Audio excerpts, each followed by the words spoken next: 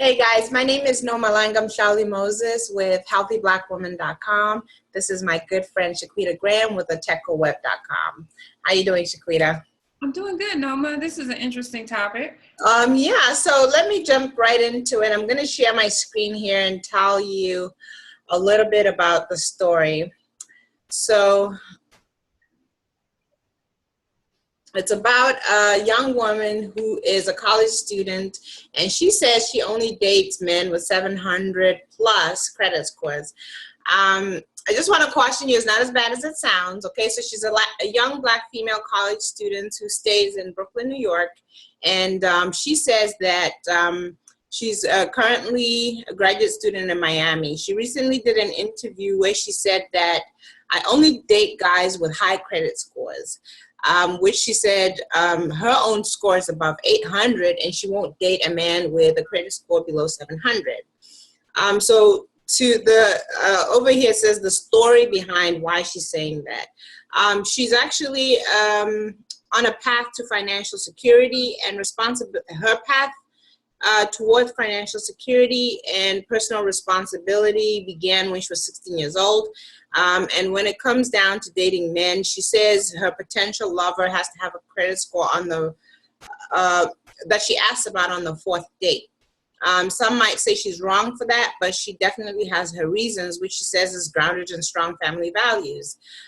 Quote, she says, I was raised in a family of professionals who keep their finances in check and taught me how to handle my money.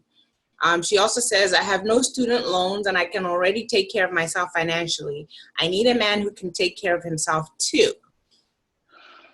So, Shaquita, what do you think?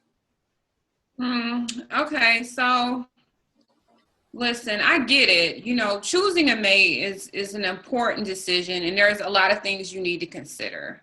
However, it's also important to prioritize the weight that we place on various attributes that we're looking at when we're judging a mate. So meaning things like a credit score can change, but things like character usually don't.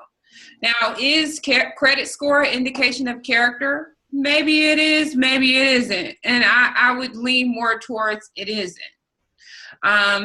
So I think that fine, have standards, but at the same time, leave room for growth. There's something that you and your potential mate are going to have to build together. There are some things about you, Miss Thing, that he's going to have to compromise on. And, you know, perfection just doesn't come in a human package. So you need to understand that as well when you're making these decisions. You know, I think that I kind of agree with you. I think that she has the right idea, but it may be a little too rigid.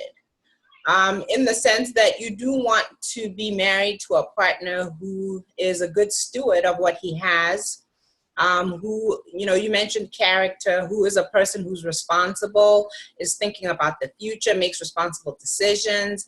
And I've said it before, I believe that as a man, especially if you're going to take on a wife and kids, it's your responsibility to protect and to provide for your family. So she's questioning, you know, can a man who can't even manage his own credit score, you know, be entrusted to be the leader of that family and their financial future? So she has a point. However, like you said, you know, a credit score is something that could be bad one day. You give it, you know, 2-3 years of dedicated action and making good decisions, and it can change. I do think that the two are tied together. I also think that we need to consider that one of the things that tear marriages apart are finances. You can't escape that. All the research, all the, you know, information you have out there about what tends to affect marriage is when the finances are bad, or when two people, even when their finances are not bad, they can't agree about how to manage their finances. So it's definitely a big thing. The positive part of it is I like the fact that she's being very mindful of her future and her future husband. On the downside, I think she should focus on the bigger picture rather than a rigid number. Yeah, I think I like the way that you said all of that. It makes a lot of sense. I mean, and then when I'm talking about character, because that's a vague word sometimes these days. And when I used to think about a mate, I thought about a person who can do, who will do right even when they can do wrong. That's an invaluable trait to have. Now is a 700. I mean, I'm not the materialistic type, although I believe in making good money. And that's why, I do a techoweb.com and I talk about 6-figure careers in technology. So yeah, I'm for making great money. But when it comes to sizing up a person, you just need to put that in the right category. I do understand that marriages fall apart because of finances.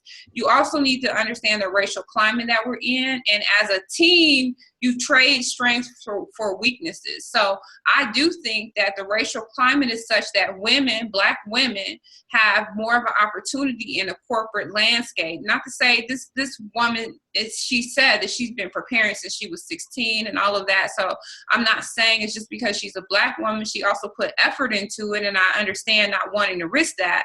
But at the same time, you might bring some strengths to the table, which could be the credit score. And you may bring some weaknesses, which we don't know what they are, but we know you've got them.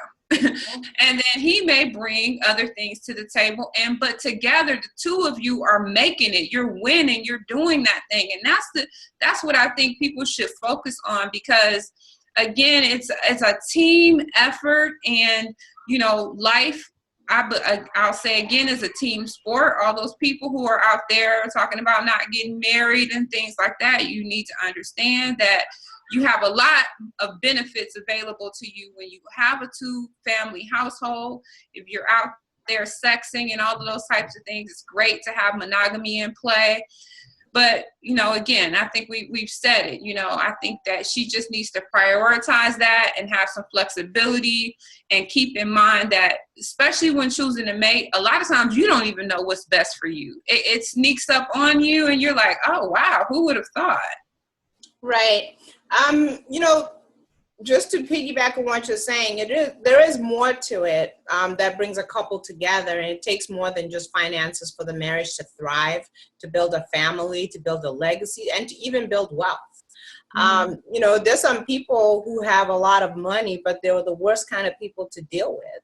Yes.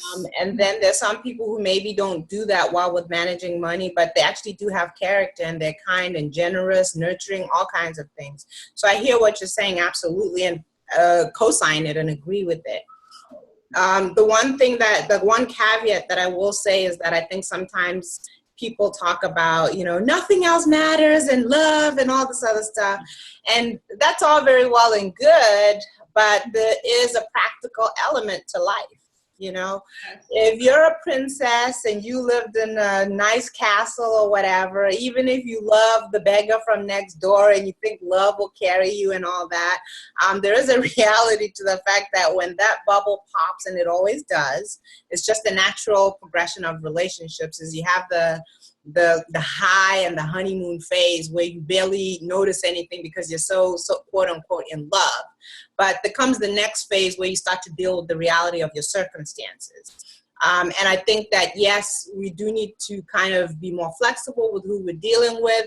But at the same time, you do need to be mindful of, who you are and what you can stand and what your circumstances are going to be in the future.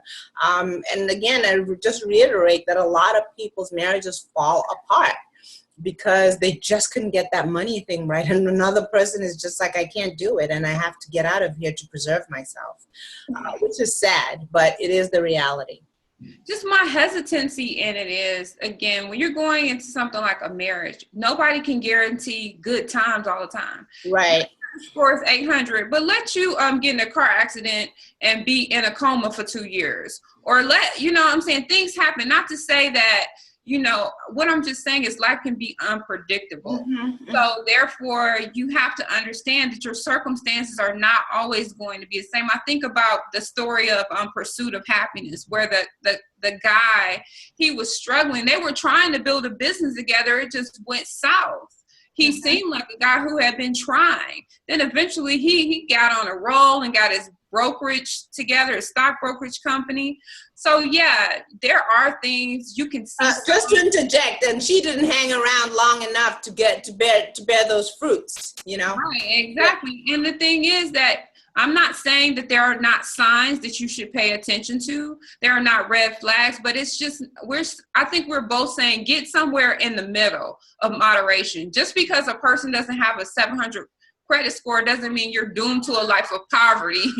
And you definitely shouldn't be looking to go into a relationship where it's obvious that this person may be doomed to a life of poverty. Right. At the same time, nobody can guarantee that you're going to be rich forever or rich because you have a 700 credit score. Right. So again, when you're looking at doing life together, you have to factor in so many things. The first thing I would look at is the character of this person, because when it comes down to it, at the end of the day, you don't want to be sleeping with the enemy, whether he's got a 700 credit score, 800 credit score, $1 million in the bank. If you're sleeping with the enemy, that's a problem. Right. Very well put, Shaquita. So there you have it, guys. Find the middle ground. And I just want to say thank you to you, Shaquita, for joining me. It's always great talking to you about these hot topics. Absolutely. And you can find Shaquita at techoweb.com. I'm, of course, Nomalanga Mhlauli-Moses. You can find me at successfulblackwoman.com. Just want to remind you guys that we'll be in Atlanta in 3 weeks at the All Black Convention. And we'll have more information about how you can get in touch with us. We're planning to have something interesting or something fun where you can meet us, maybe over drinks, maybe a little Q&A, maybe a meet and greet, something like that. I'm sure between the two of us, we'll come up with something, so we'll keep you updated. Thank you guys for watching. And again, thank you, Shaquita. Thank you.